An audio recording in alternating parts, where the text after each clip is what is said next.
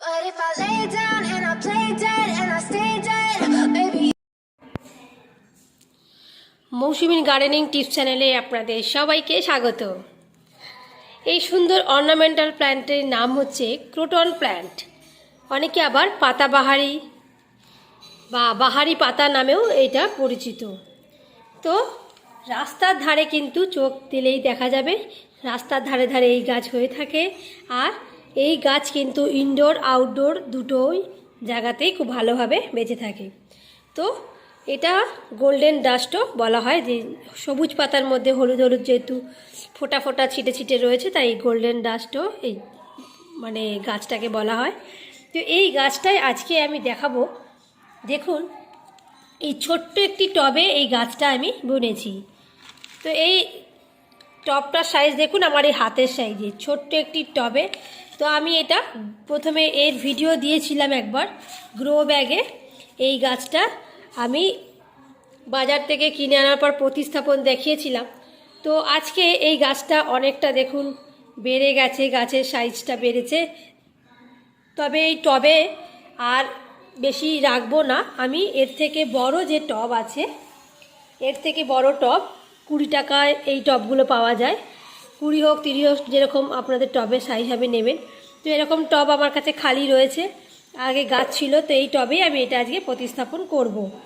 তো এখানে দেখুন আমার আগে গাছ ছিল, আর গাছের তলায় আপনারা দেখতেই পাচ্ছেন গাছের শুকনো পাতা।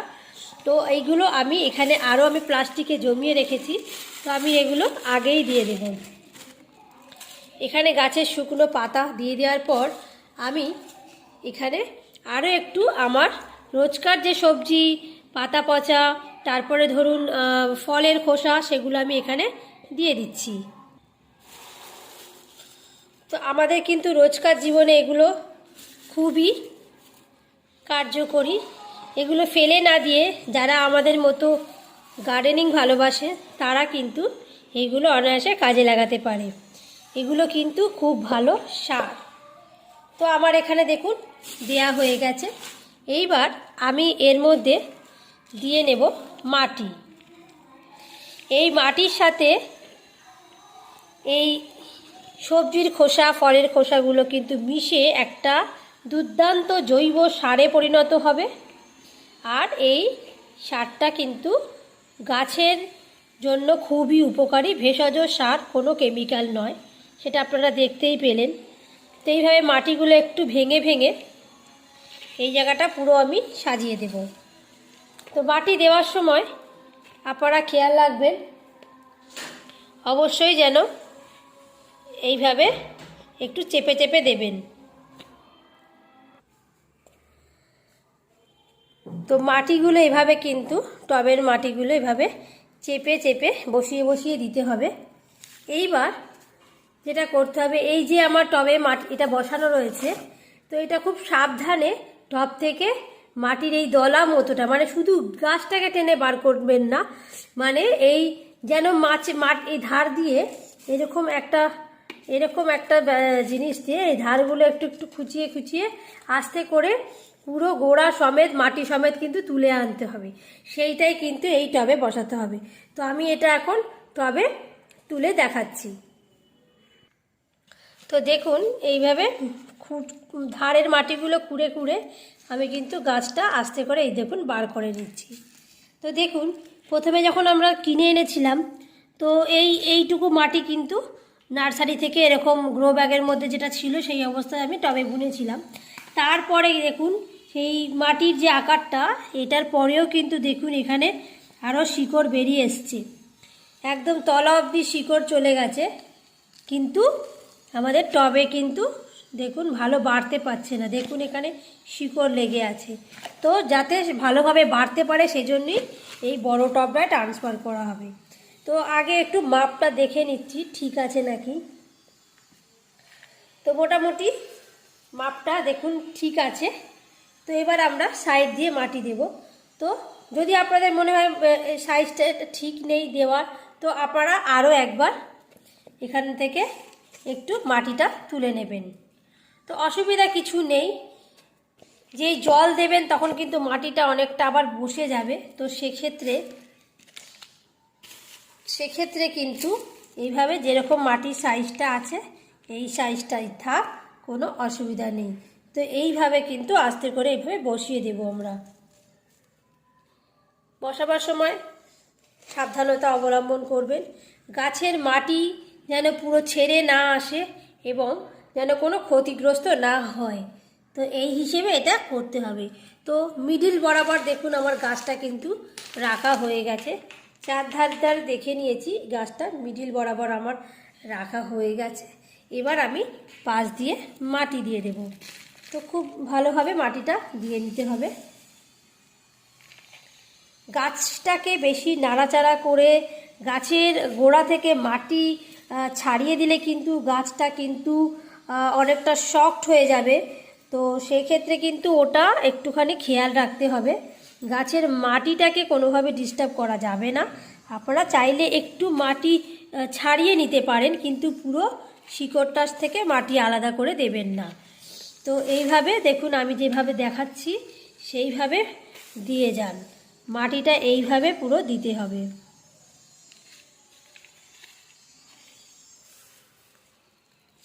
তো এইভাবে পুরো মাটিটা দিয়ে নিতে হবে।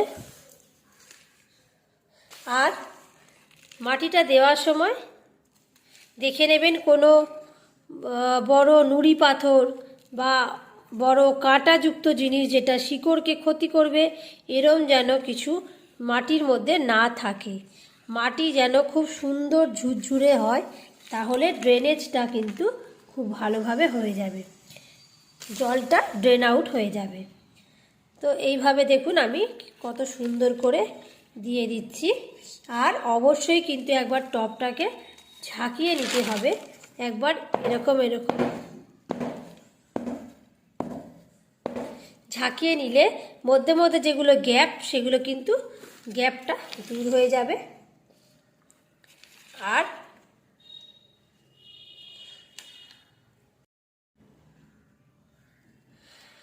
তো পুরো মিডিল বরাবর আমার মাটিটা দেওয়া হয়ে গেছে। তো এইবার দিতে হবে এখানে জল। তো এবার আমি এখানে জল দেব। তো জলটা প্রথমে একটু ভালো করে দিতে হবে। তো জল দেওয়ার আগে আমি এরকম একটা পাত্র নিয়ে তার ওপর জলটা দেব, যাতে তলা দিয়ে জলটা বেরিয়ে যেতে পারে এবং ওই গামলার মধ্যেই পড়বে। তো ভালো করে পুরোটা ভিজিয়ে দেব। প্রতিস্থাপনের সময় কিন্তু পুরো টবটায় ভালো করে জল দিয়ে প্রথমে ভিজিয়ে দিতে হবে। এইভাবে মানে যখন প্রতিস্থাপনটা হয়ে গেল দেখুন পুরোটা আমি জল দিয়ে দিলাম। এই যে আমার মেয়ে আবার তদারকি করছে ঠিকঠাক গাছ রোপণ করা হচ্ছে কি না, ও একটু আমাকে হেল্প করে দেয়। যেমন এই যে এখন বললাম একটু জল লাগবে, তো আমাকে 1 মগ জল এনে দিল। তো এইভাবেও আমাকে হেল্প করে, বা কোনো সময় কোনো কিছু লাগলে আমি যদি নিয়ে বসতে ভুলেও যাই তো আমার মেয়েকে বললে পরে আমি কোনটা কোথায় রাখি, আমার ওইটুকু মেয়ে 4 বছরের মেয়ে কিন্তু মুখস্থ, মানে আমি কোথায় গাছ বোনার জিনিস রাখি, কোথায় কাঁচি, কোথায় টবও সব মুখস্থ, ও আমাকে হেল্প করে দেয়। তো যাই হোক, তো এই যে আমার মেয়ে দেখছে, তো ও ওই জন্য দেখছে, ওরও খুব ইচ্ছা এরকম গাছ বোনার। আমাকে মাঝে মাঝেই বলে যে মা আমি তোমার মতো বড় হয়ে গাছ বুনবো, এরকম ভিডিও তুলবো, এরকম আমাকে বলে। তাই আমি বললাম যে বাবু খুব ভালো জিনিস এটা, গাছ বোনা গাছ লাগানো খুবই মানে একটা ভালো কাজ, যেটা পরিবারের বন্ধু হয়ে ওঠা যায়। তো যাই হোক বন্ধুরা, তো দেখুন আমার জল দেওয়া কিন্তু কমপ্লিট। আর প্রথমবারে আমি জল অনেকটা দিয়েছি, আস্তে আস্তে কিন্তু এই জলটা পুরোটাই টবে নিয়ে নিয়ে এই নিচ দিয়ে কিন্তু বেরোবে। তো তার মানে নিচ দিয়ে জল বেরিয়ে যাওয়া মানে টবের পুরো মাটিটা ভিজে গেল। এইবারে এটাকে একটা শেডি এরিয়াতে রাখতে হবে। আরও একটু জল দিলাম যাতে নিচ অবধি যেতে পারে। তো বন্ধুরা দেখুন এই পাতার গাছ এত সুন্দর, এই গাছ কিন্তু ইজিলি গ্রো করা যায়। তো আমি এটা মানে কিনে নিয়ে এসেছিলাম, রোপণ করেছিলাম। তো এখন একটু সাইজে বড় টবে এটা আবার ট্রান্সফার করলাম। তো যখন মানে নার্সারি থেকে কিনে এনেছিলাম আমি টবে ট্রান্সফার করেছিলাম, সেটাও ভিডিওটা দেওয়া রয়েছে, আমি লিঙ্কটা আরও একবার দিয়ে দেব, আপনারা চেক করে নেবেন। আর এটা হচ্ছে ছোট টবে দেওয়ার পর ছোট টবের থেকে আমি বড় টবে ট্রান্সফার করলাম, এটা সেই প্রতিস্থাপনের ভিডিও। তো আজকের এই ভিডিওটা যদি আপনাদের ভালো লাগে অবশ্যই লাইক শেয়ার কমেন্ট করে পাশে থাকবেন। আর চ্যানেলটাকে সাবস্ক্রাইব না করে থাকলে চ্যানেলটাকে সাবস্ক্রাইব করে দেবেন। আর এই গাছের সম্বন্ধে খুঁটিনাটি আরও যদি জানতে হয় তাহলে আমাকে জানাবেন, ভিডিওগুলো দেখবেন। আর এই গাছটা কিন্তু একটা কথা বলতে ভুলে গেছি বন্ধুরা, এই গাছটা কিন্তু অবশ্যই এখন রোদে রাখবেন না, এটা একটু ঠান্ডায় 3-4 দিন রাখার পর, মানে নর্মাল রোদের থেকে দূরে, নর্মাল যেরকম আমাদের ব্যালকনি থাকে, যেখানে আলো একটু ছেকে আসে সেরকম জায়গায় এটাকে রেখে দেবেন কদিনের জন্য। তারপর আপনারা রোদে রাখতে পারবেন, বা যেখানে আপনাদের একটু আলো আসে সেখানে রাখবেন। মাঝে মাঝে একটু রোদ খেতে দিলে গাছের পাতার ভ্যারিয়েশনটা খুব সুন্দর আসে। তো ভিডিওটা এখানেই শেষ করছি, tata. But if I lay down and I play dead